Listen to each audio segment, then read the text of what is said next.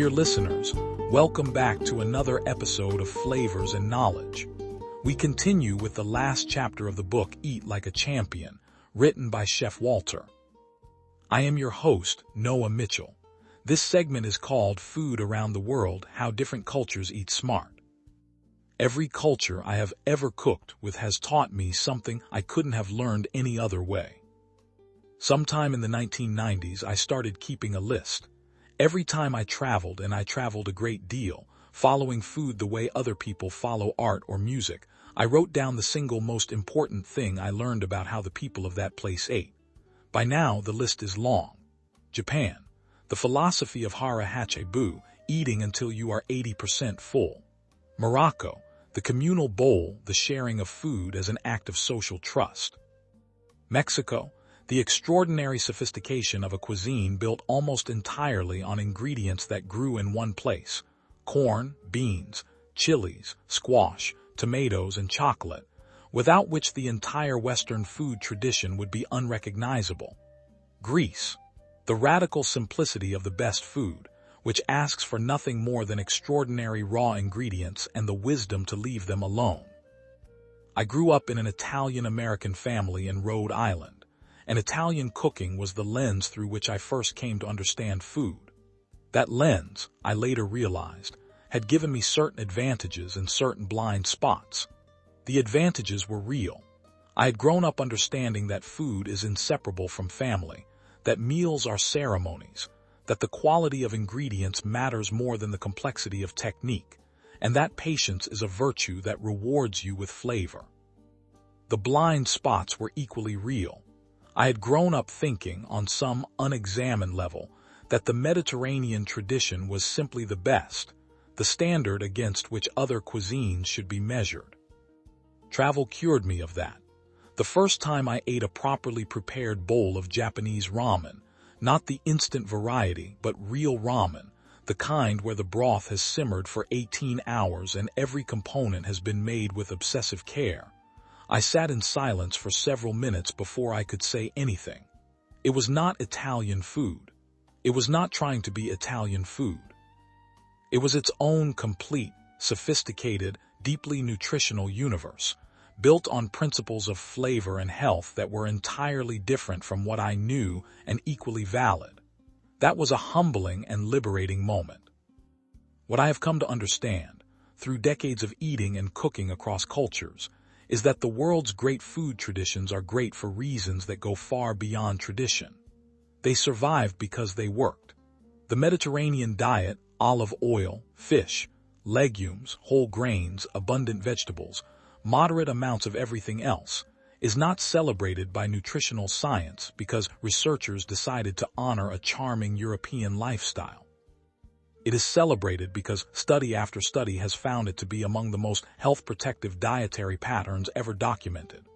The Japanese diet, rich in fish, fermented foods, seaweed, vegetables, and soy, is associated with some of the highest longevity rates on the planet.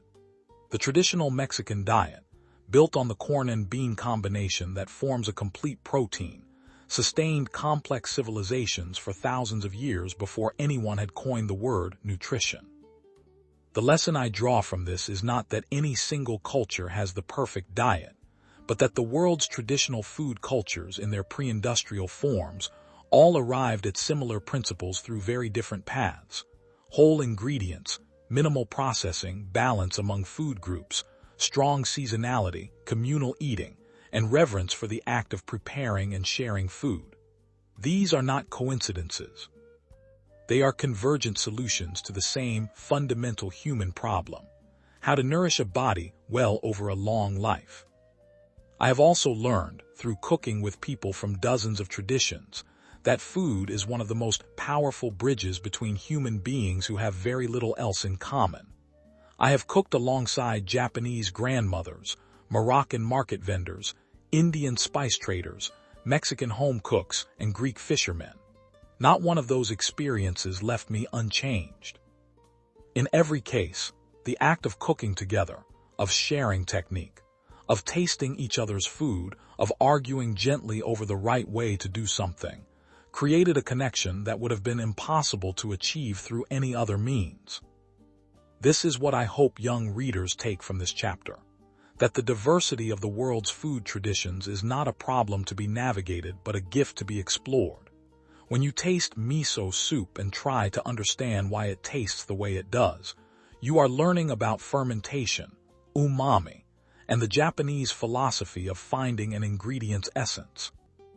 When you make tortillas from masa and understand that corn was treated with an alkaline solution, nixtamalization, to unlock nutrients that would otherwise be unavailable, you are encountering a food science discovery made thousands of years ago that nutritional researchers only fully explained in the 20th century. Every food culture is a repository of accumulated wisdom. After 50 years at the stove, I am still learning.